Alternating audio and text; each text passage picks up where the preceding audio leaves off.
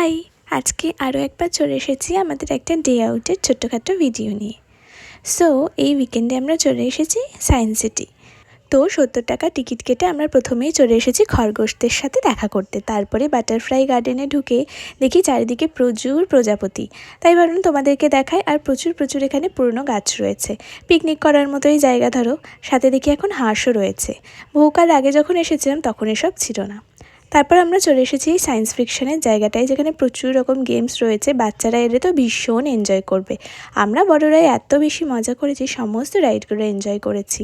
আর ভেতরেই এখন খাওয়া দাওয়ার বেশ ভালো ব্যবস্থা রয়েছে। এটা দেখো একটা ওই তরঙ্গের মতো ছিল, আর এটা হলো টর্নেডো।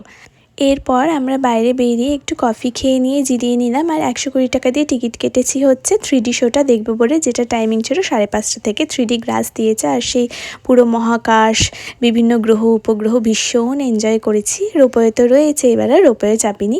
তো এখানে একটু পাপড়ি চাট খেয়ে আমরা ডিনার করতে চলে এসেছি চায়না টাউনে, ট্যাংরাতে, বিগ বসে। আর এখানেও বেশ ভালোই খাওয়া দাওয়া করেছি চাউমিন নিয়ে। তো ব্যাস এভাবেই কাটছো। ভালো লাগলে লাইক করো। টাটা।